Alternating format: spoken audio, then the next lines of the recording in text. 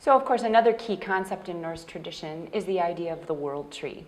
The world tree holds all the interdimensional worlds together. And there are always 3 lower worlds, 3 middle worlds, and 3 upper worlds.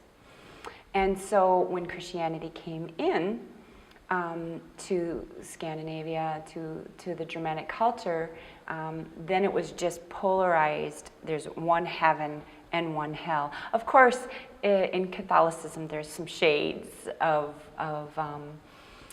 purgatory and different kinds of things.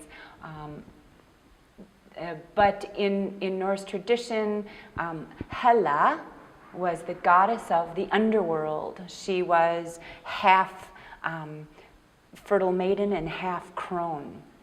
So you remember we talked about the 3 norns, wyrd, wyrd, and skuld, past, present, and future. And oftentimes those 3 norns are pictured as fairy godmothers. In Norse tradition, it was believed that you would have a personal norn or disr, feminine power. Disr is the feminine power. And it would come to you at birth and help you and guide you. And so in Norse tradition, Hela is like the 4th Norn. So you remember in Sleeping Beauty, in Disney's version, and the 3 fairy godmothers get invited to the christening.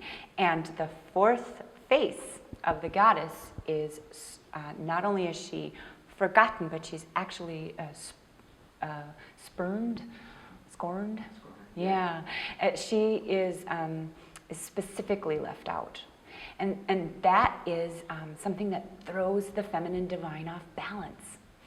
And so she comes in and says, fine, if you are going to forget the 4th face of the goddess that turns this divinity from crone to maiden, that dark moon piece, that aspect, then I'm going to keep her in a perpetual state of maidenhood. She'll never get to go through the whole function of her feminine being. So she is, and she's pricked by a spindle on a spinning wheel.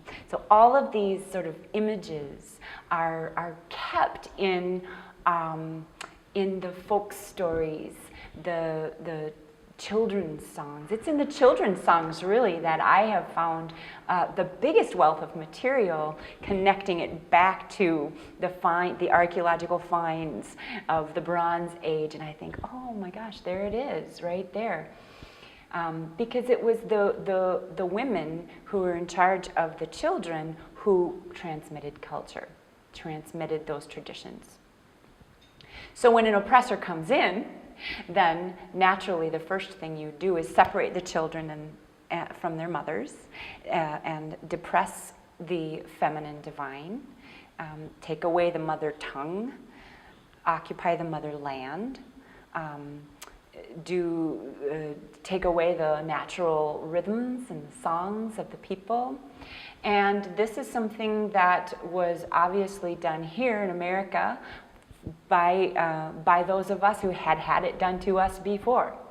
And this is the whole reason why we have to heal those deep pieces, so that we don't keep making these same mistakes over and over again based on these dysfunctional, unhealed, inherited cultural griefs that everyone carries.